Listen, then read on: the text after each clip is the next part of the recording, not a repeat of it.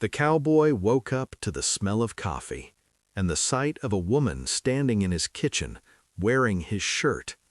Then she turned, looked him in the eyes, and said, "I didn't come here by accident." Like this video and subscribe to Inspiration Stories Box because the ending will break you. The night that was never meant to happen. The ranch was quiet the way only wide-open land could be, wind brushing against tall grass, horses shifting softly in the distance. Jake Miller woke before dawn every day, not because he wanted to, but because life had trained him that way.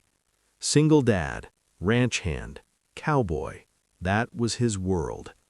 His son, Noah, slept down the hall, worn boots by the door like his father's, dreaming the kind of dreams only kids still believed in.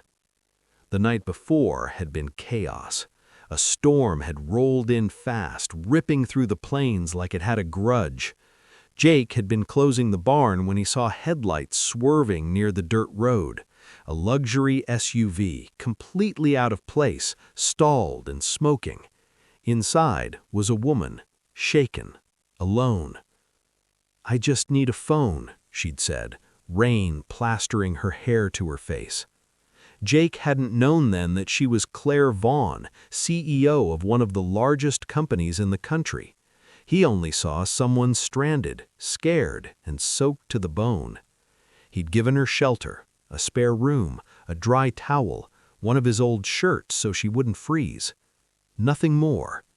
Or so he thought. Now, standing in the doorway of his kitchen, Jake froze. Claire stood by the stove, barefoot, his oversized shirt falling to her knees. Morning light spilled through the window, turning the moment unreal.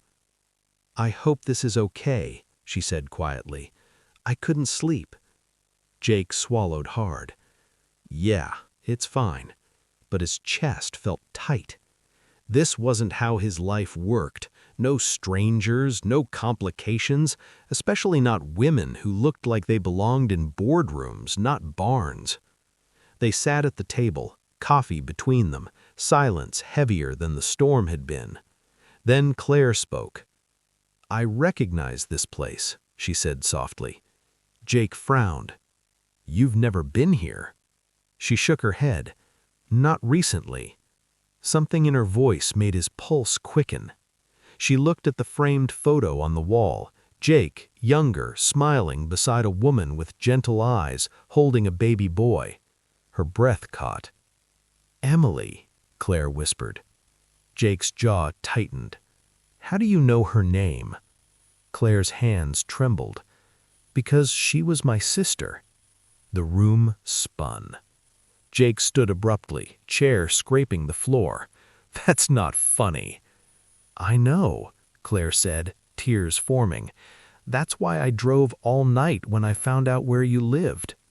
Jake's fists clenched. Emily, his late wife, the woman who died years ago, the woman whose family cut him off completely after the funeral. "They said you didn't care," Jake snapped. "They said you chose money over her." Claire flinched. "They lied, and I believed them." Silence cracked open something old and raw inside him. Before he could speak, Claire looked up, eyes wet, voice shaking, and said the words that shattered him.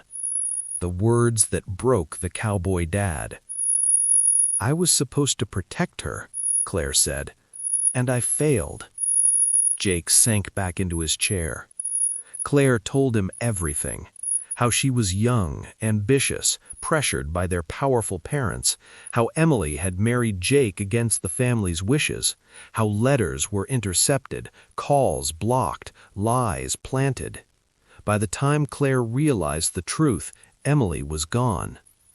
"I found her last message," Claire whispered. "It was never sent. She wrote, 'Tell Jake I never stopped believing in us.'" Jake broke. He covered his face, shoulders shaking silently. Years of grief poured out. The nights he held Noah while pretending he was strong. The anger he swallowed so his son wouldn't see it. Noah appeared in the doorway, rubbing his eyes. "Daddy?" Jake opened his arms. Noah ran into them. Claire watched, tears streaming freely now. "He looks just like her," she said. Noah studied Claire curiously. "Are you sad?" Claire knelt to his level. "Yes, but I'm happy too." "Why?" "Because I found family I thought I lost forever." Noah smiled. "You can stay for breakfast." Jake laughed weakly through tears. Later that morning, Claire took off the shirt and folded it carefully. "I don't deserve your forgiveness, but I'll spend the rest of my life earning it." Jake looked out across the land Emily had loved. "You don't have to earn anything," he said quietly. "Just don't disappear again." Claire didn't. She didn't go back to her city life, not fully. She split her time. She showed up to Noah's school plays. She sat at Emily's grave with Jake. And one evening, watching the sunset over the ranch, Jake realized something. That night wasn't an accident. It had been a reckoning. Some wounds don't close quietly. They heal when truth finally walks through the door, even wearing an old cowboy shirt. If this story touched your heart, like this video and subscribe to Inspiration Stories Box, because real healing begins when truth finally finds its way home.